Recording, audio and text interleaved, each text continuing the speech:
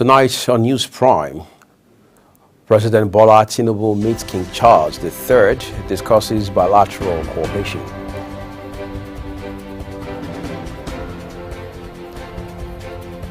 In business, CBN directs payment service providers to begin POS transaction tracking. On the foreign scene, former Peruvian leader Alberto Fujimori dies at 86. And in sports, Israel Adesanya drops out of pound-for-pound rankings.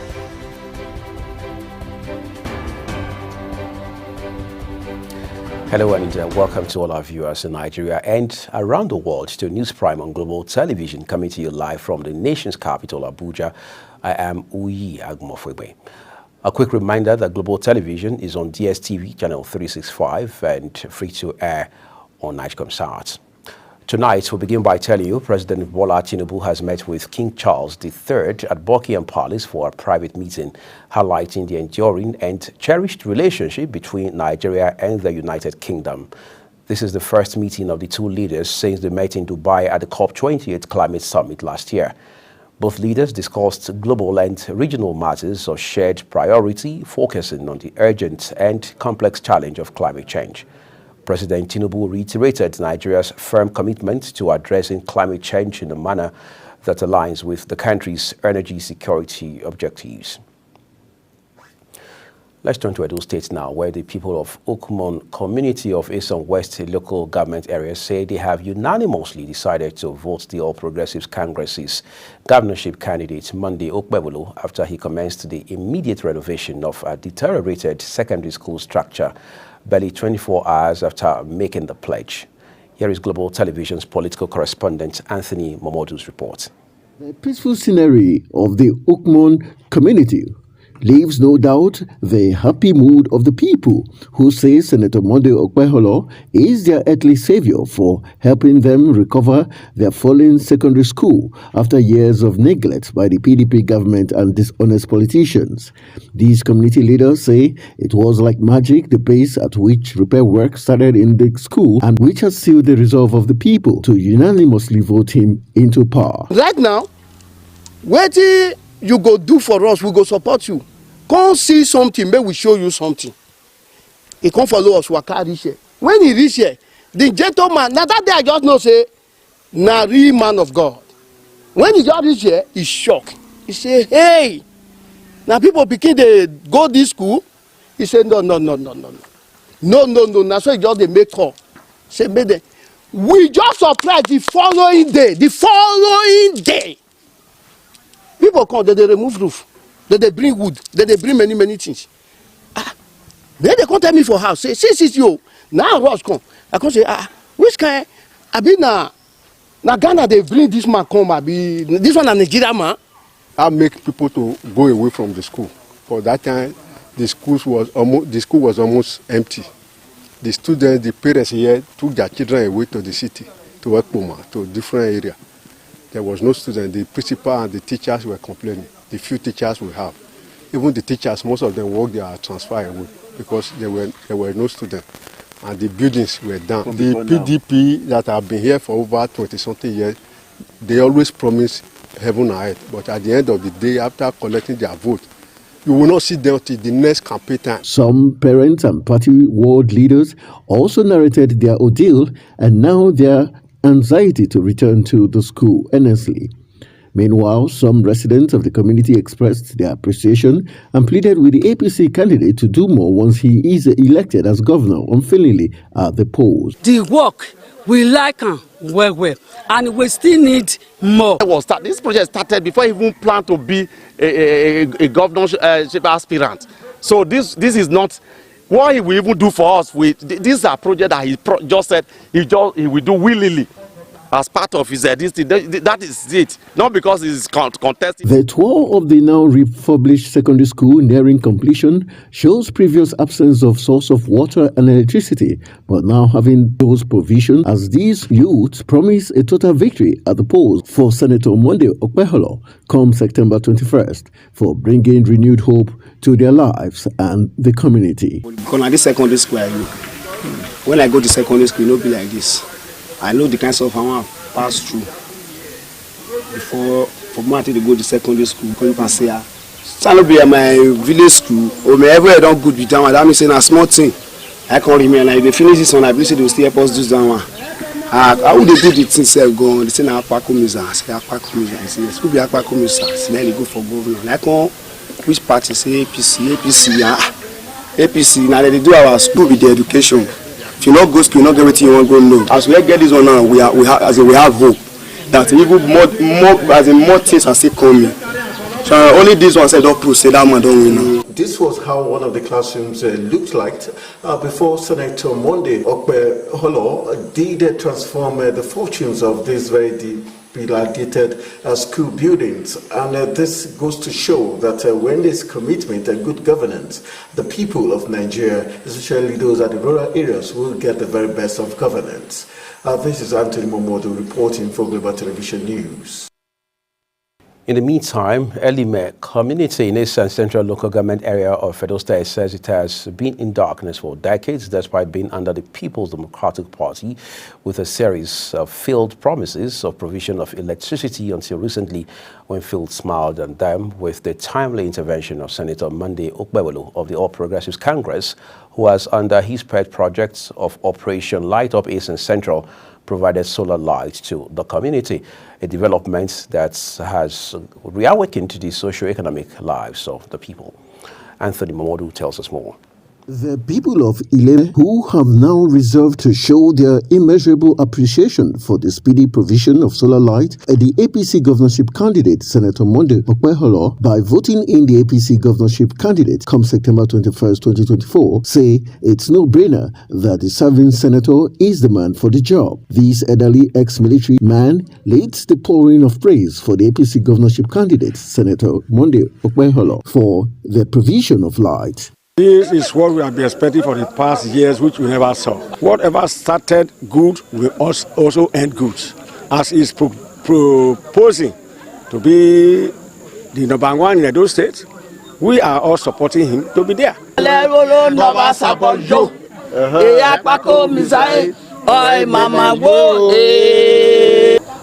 have been in darkness for years. One day I wanted to come outside. I saw a wana everywhere. Wana to that side, to the other side. What is this? They said it's a street light. Who brought it? It's what I wanted to know that time. And later I come to know that it's Mr. our Governor Monday Okpeholo that brought the street light. That we are no more in darkness but in light. We are just like people in London. I don't say I'm not going to London again. I will reside at Ile. Ile is just London. Other excited youth and party stakeholders also expressed their love and support for the All Progressive Congress in order to win their upcoming Guba polls, as others basked in the euphoria of the provision of light. I passed through the street of Ile. I saw light. I was wondering, what kind of light is this? This is just like Lagos, London, America. So can Ile turn to this town? I was wondering. So we are actually experiencing a great light in Ile. No one can ever imagine at this time, this community is so bright, this hour, So we are very happy about this street fest. It's already our governor, because we are going to put our hand out with our voters card. Anyone who is not voting for his sake, we must come out to make sure he will win this election by voting for him. That is very, very nice. Because the street light, sometimes we don't even need bikes. We don't even need light on the bike. The street light is helping us. The street light is one of the best things we ever have in Ile. The governor in waiting is one of the best person we ever have in Ile. Being carried out by the APC governorship candidate in the person of Senator Monday Okpeholo to light up the Esan Kingdom. And this is a testament to what he's doing for the people of Edo State, and the people of Ile are truly very grateful for this light and power that has come to them after 30 plus years of total darkness in their community. They say with this light, they are able to come out and do their business and interact with other members of the society, and also it has increased the safety and security of this community in Esan Land. This is a testament to why the people of this community have decided that they would vote the APC candidate in the person of Senator Monday Okpebholo, who is running for the top job in Edo State. This is Anthony Momodu reporting for Global Television News. In a related development, the 21st September 2024 Edo polls are drawing nearer, so is the canvassing of votes by the three political parties in the contest. However, the All Progressives Congress APC governorship candidate Monday Okpebholo seems to be maximizing his edge as the people in Owan West poured out in their numbers to welcome him and his team with massive chorus of support for his party. Again, Anthony Momodu reports. The APC governorship candidate, Senator Monday Okpebholo, arrived on Owan West amid excitement of the Sobe, Uzeba, and Sabon Ora people as he landed on a chopper from Abuja. He went on to assure the people of a return of their lands controversially collected by the PDP government and the provision of soft loans for farmers and market women. Sobe, your land has been stolen. We will return it back to you people. September 21st, we will tell them that our own don't do.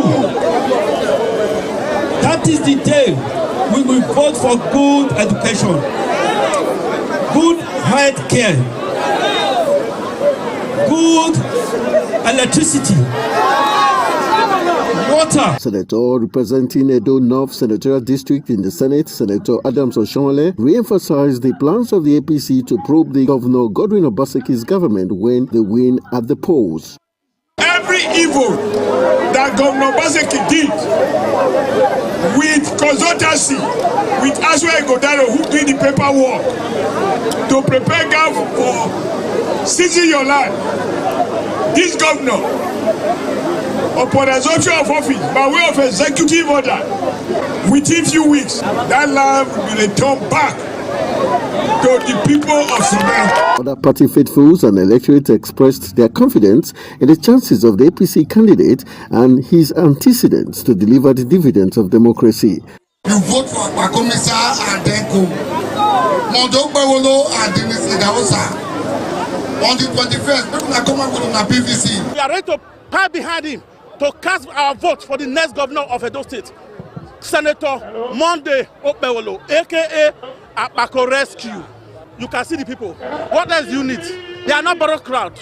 Sacrifice is what we need, and we are making the sacrifice to make a change in governance. PDP cannot have anything to do with it because they had nothing to show about their 8 good years they spent in the government. The ethnic nationality comprises the Igbo, Hausa, Yoruba, Igala, Igbira, and they do not who are fully behind this party. This is a testament to the fact that come September 21st, APC, Akpako-Mensah, by the special grace of God, will be elected as the next governor of Edo State. All right, we are still in continuation of the APC governorship campaign rally. The APC governorship candidate in the person of Senator Monday Okpebholo arrived at this community on a chopper from Abuja, where he was welcomed with lots of people from this community. It remains to be seen if the APC will be able to sweep the polls in this particular community that is regarded as a very contentious community in the Edo governorship election that will be taking place September 21st, 2024. This is Anthony Momodu reporting for Global Television News.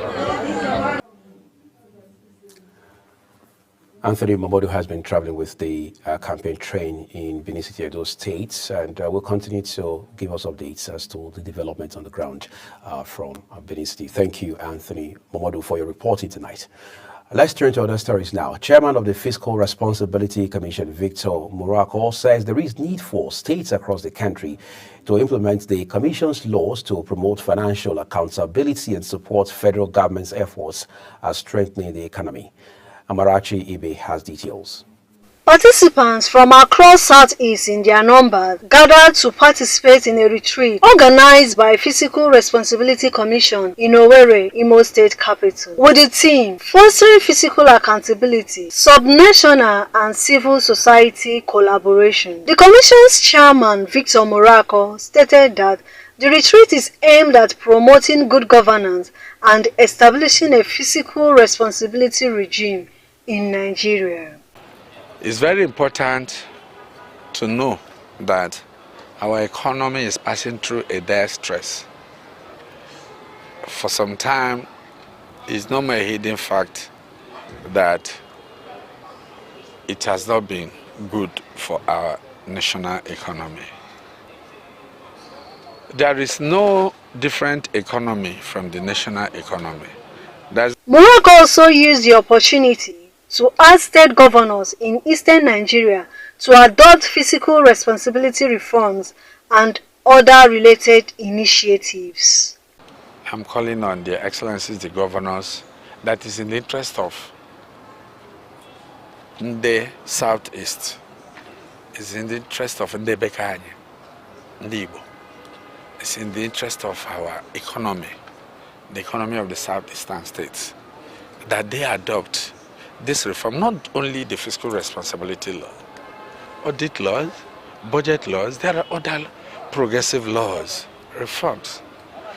At the end of the retreat, Fatima Abubakar, Assistant Director of Fiscal Responsibility Commission, read the communique.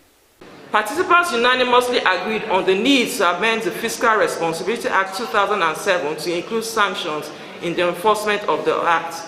Citizens should take full advantage of Section 51 of the Act and ask pertinent questions, including seeking remedies in the court of law in enforcing the provisions of the FRA.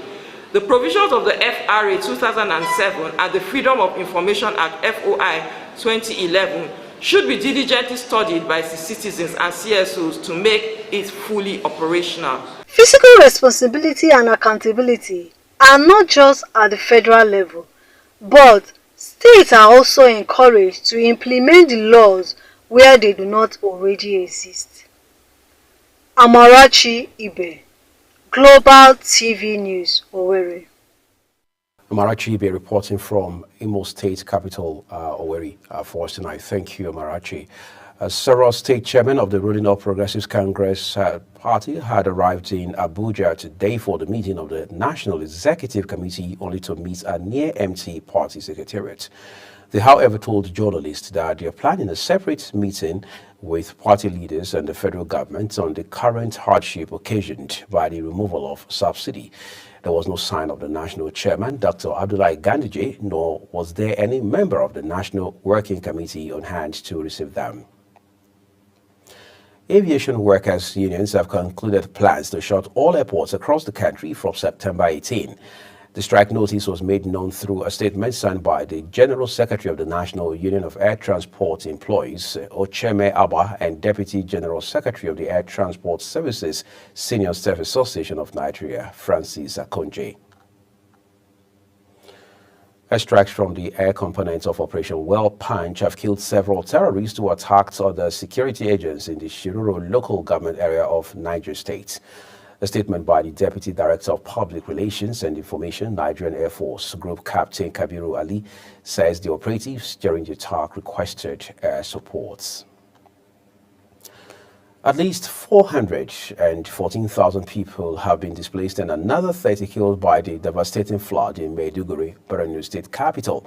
National Emergency Management Agency, NEMA, says the flood began after the Lao Dam overflowed following heavy rains, leading to what the United Nations Human Rights Refugee Council and Maiduguri Metropolitan Council residents called the town's worst flooding in 30 years. As primary and secondary schools set to resume for first-term academic activities across Anambra State on September 17, the state government has vowed to sanction no fewer than 2,000 unaccredited schools operating in the state. Commissioner for Information Paul Wosu, in a press statement, stated that the affected schools risk closure if the operators do not obtain the necessary approvals and accreditation. The Corps Marshal of the Federal Road Safety Corps, FRSC, Shehu Mohammed, has issued a warning to fleet operators, commercial drivers, and private vehicle owners, urging them to stop making night trips. Mohammed, in a statement signed by the Corps spokesperson Olusegun Ogungbemide, pointed to the increased dangers of night travel, which include poor visibility, driver fatigue, excessive speed, and the risk of falling asleep at the wheel. You're watching News Prime on Global Television, coming to you live from Nigeria's capital, Abuja. When the news returns tonight, Israel Adesanya drops out of pound-for-pound rankings. We'll let you in on that and bring you more stories after this break. Please don't go away.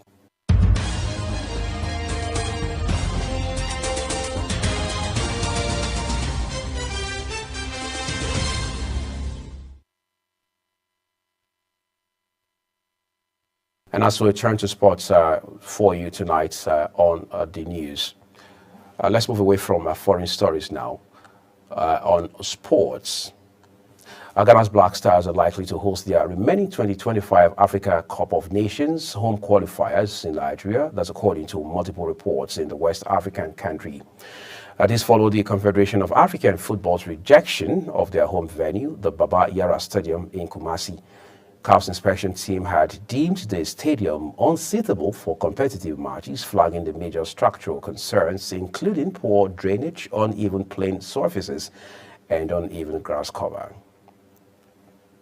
Nigeria international Rafael Onyedika is close to joining Turkish champions Galatasaray on a permanent deal, with reports that the player has agreed to a 5-year deal with the Turkish Super League. With less than a week before the close of the summer transfer window in Turkey, Galatasaray have been very active in the transfer market, having made some decent signings to enable them defend the league title they won last season.